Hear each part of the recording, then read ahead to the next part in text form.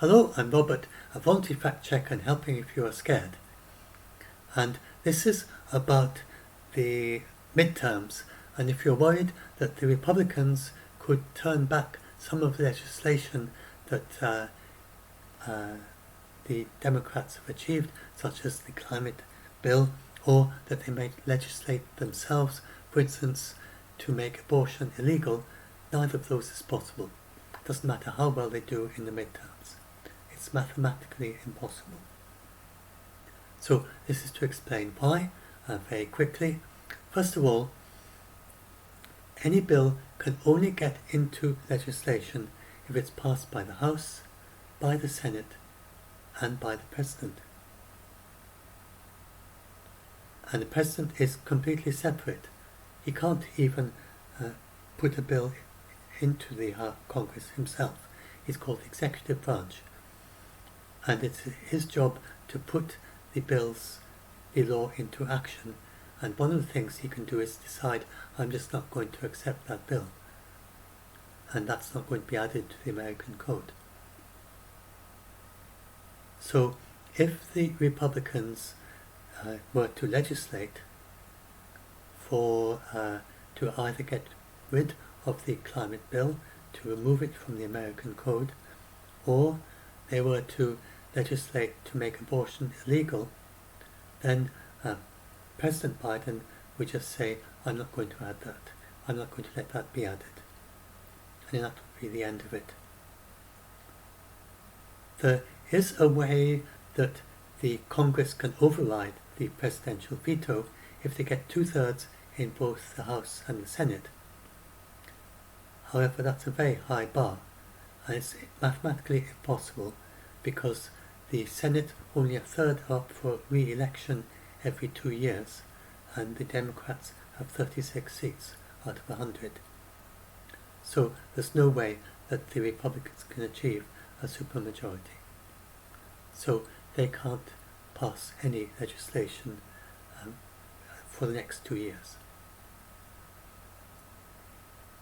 So now I want to talk a little bit about how what Biden can do if he loses both of them. Although we may find, if he gains both. First of all, if he gains both of them, then that has never been done by a Democrat since 1978,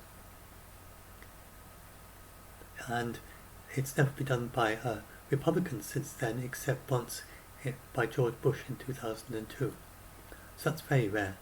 So we expect, just historically, it would be a very unusual turnaround, although not impossible, that that Biden gets both House and the Senate. So anyway, we'll soon know which it is, and this may be completely out of date within an hour or two, or within a day or two. It may, if it's very close, it may take quite a while to know what the results were, because the voting takes so long in the United States. But he already has the Inflation Reduction Act, and this has been seen as a very significant piece of legislation.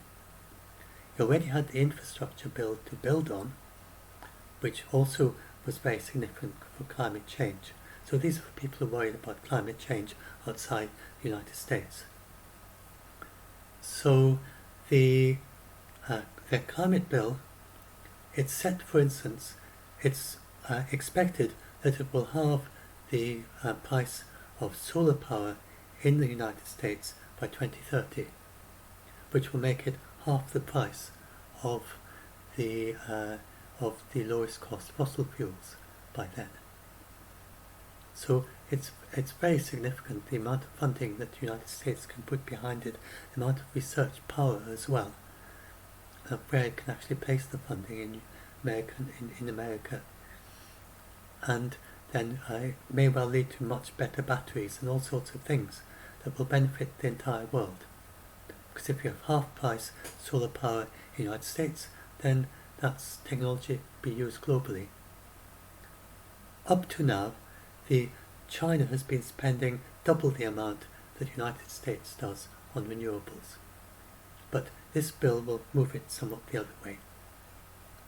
So the United States is spending much more on renewables and become much more of a world leader on that topic. And so Europe has long been strong on renewables, like Germany, United Kingdom, and some of the other countries as well. They're very they're very strong on renewables, and the United Kingdom is now down to lower emissions than in the middle of the 19th century. So we are very strong in renewables and in per capita emissions. And China has been very strong in renewables. It's got by far the biggest renewable industry in the world, and it spends twice as much as the United States, which is the second. And then we have in funding, and then India is very strong because it's got so many people, and with that 1.3 billion, it's got the largest solar power plant in the world. Because there's so many people and it can afford, although it's not managing yet it's still got quite a long way to go because it's got so many people to provide them for. So anyway, all that is going on, and then this can't be reversed. Now I just want to talk a little bit now about how the president is, it works very differently from other countries. He is the executive. He has much more power than in other countries. So he's the head of the executive. To take an example, on the Ukraine war, so he's got almost unlimited power for foreign policy, apart from the funding. So for the funding for the Ukraine war, then the Congress had to pass that. But it's entirely up to Biden how that funding is used in Ukraine and what weapons get sent to Ukraine, for instance. For instance, Mitch McConnell wants wants him to send a particular ballistic missile called the ATACMS, but Biden has decided not to send it. And it's nothing that Congress could do, even if they would get a majority. They would need a supermajority in both House and Senate if they wanted to pass some bill or other that would override a presidential veto. So that's the. But they still wouldn't be able to tell. They could pass laws in order to tell the executive how he can use the money, but apart from that, then the executive can just use it as he wants. It doesn't mean that he personally, through some whim, can use it as he likes, because it's you have all these different branches of government which then show plans to Biden, and they would be fully worked out plans, and then Biden, he uses executive orders. That's how executive orders work, that they direct various agencies into how to use the funding, and that's basically and how to work and so on. That's the basic idea of an executive order, and that's the president does that entirely on his own back. So Congress has nothing to do with executive orders. So Biden, after the midterms, will still have this very, very, very strong power of the executive order. And he has the funding for it from the renewables, from these two bills. There's quite a lot of funding there. So through executive orders, plus the funding which has already been approved by Congress, then he will still be able to do lots and lots and lots of action on climate change, both in the United States and abroad, and make decisions, many decisions, about how exactly to use this funding, and not like personal whims, but directing various organisations within government that they will submit plans and say, this is how exactly we want to help improve the research on renewables, or how to batteries or whatever, and then Biden will look at that and he might send some other executive order or whatever. So there's quite a lot of power there. And then the other thing that will continue is there's some bipartisan support for climate legislation. Now, if Mitch McConnell wanted if Mitch McConnell wanted Yes, so that's the thing, that if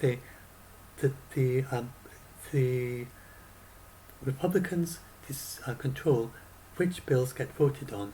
So even if there was a majority in both the House and the Senate, and even a filibuster-proof 60-seat majority in the Senate for some bill, the Republicans can just decide we don't want to bring that to the House, so it won't be voted on. So they have a lot of power if they were to gain one or both houses. If they got either the House or the Senate, that's enough to block a bill by just saying we just don't want to vote on it. And then they can bring a different bill that even though it's not going to pass by the President, and then just spend a lot of time talking about that instead. They can decide what gets debated and what doesn't if they control the House or the Senate.